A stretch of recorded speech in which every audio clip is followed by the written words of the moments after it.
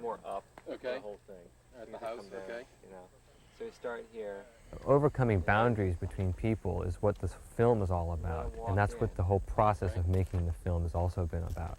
Bringing people who would never normally ever interact together. I thought I recognized it. The film, based on Eudora Welty's 1937 short story The Key, is about a deaf couple that misses their train. Here on location in Thibodaux, the director and producer interact with the cast and crew, made up largely of deaf artists, with the help of an interpreter and their own limited skills of the language. The theme of the story is about building a bridge between the hearing world and the deaf world, and the making of the movie itself was exactly that. You know, there was a hearing producer and a hearing director, but you know, most of the other creative positions were taken up by members of the deaf community, and all the cast members, except for I think 2 roles, were deaf, even speaking parts. So it was, we kind of came to it through the back door. In the film, while the deaf couple waits at the train station, a key is dropped on the floor by a young stranger.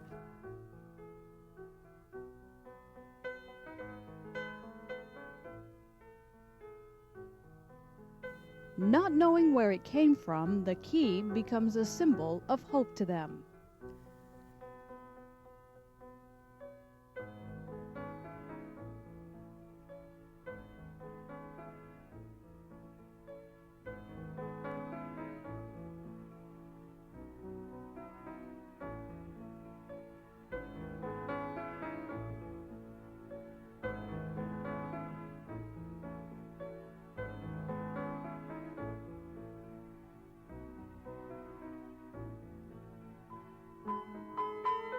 To express the story's themes, the director created a piece comprised of visual metaphors.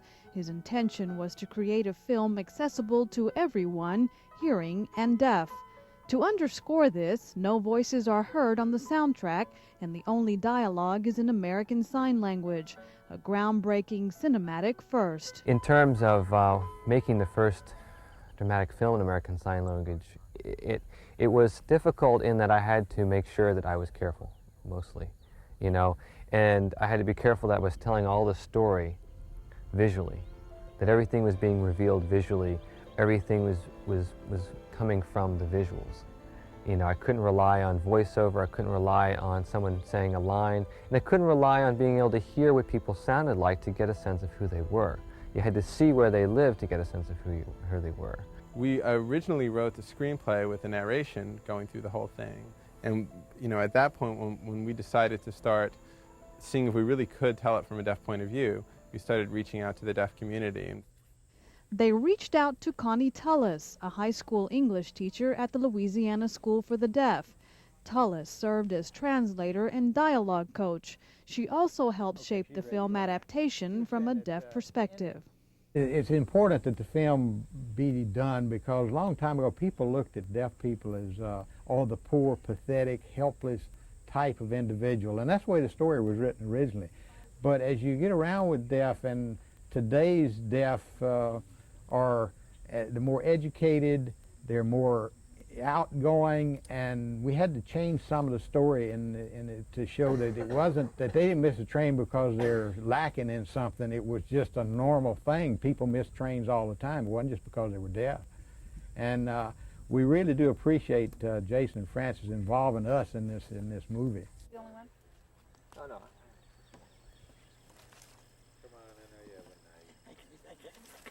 Can I go ahead and break it? It was funny because when we got to the set, there were a few things, especially technically, that we hadn't anticipated because we really were the first people doing this. For instance, we realized that to shoot the film, we couldn't have any close-ups of the lead characters' faces while they were talking, which is a very standard film convention to punch into a close-up. And so it made us really be on our toes in filming the movie, really to make sure that the hands were there. And in terms of the variety of shots, always considering that. And what happened is, you know, it was difficult, but it was certainly a challenge, and we met the challenge. But when we got the film back, something really magical happened. And we realized that watching 2 people converse in sign language you get the element of them talking, but you get this sort of ballet with their hands, which is just absolutely stunning to watch, which you'll see in the film. I think that it's a real chance for them to put the deaf culture forward in front of the general public in a way that's not filtered through hearing bias. There have been a lot of deaf characters in films recently, but often it's been manipulated and changed in such a way to fit the script on things that fit the expectation of the viewing audience, and so it will be directed that way.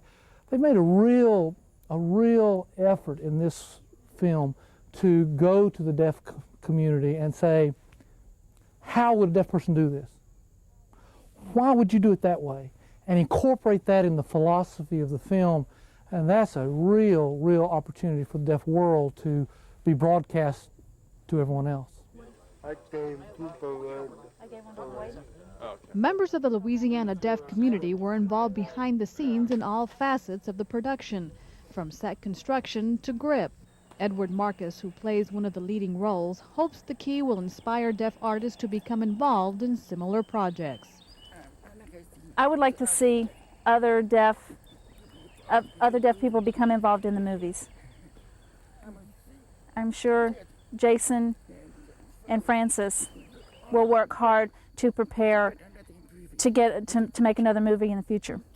Deaf people are natural actors. Their body is given to physical movements that are work very well on film, but they've really not had the opportunity. There's not been a lot of film productions for deaf people to take advantage of their skills. We learn from the hearing people, and hopefully at the same time the hearing people learn from us.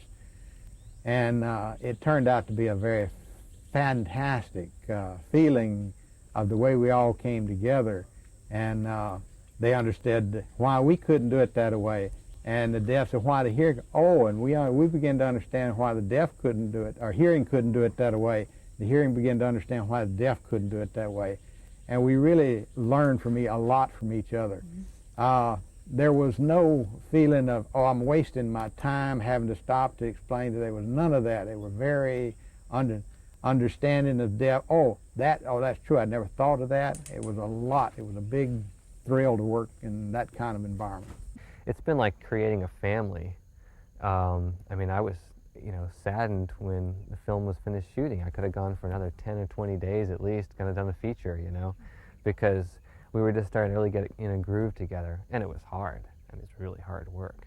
But that kind of tough times and working together and staying up all the time, and I mean, that really brings people together as well, for all of its hardship.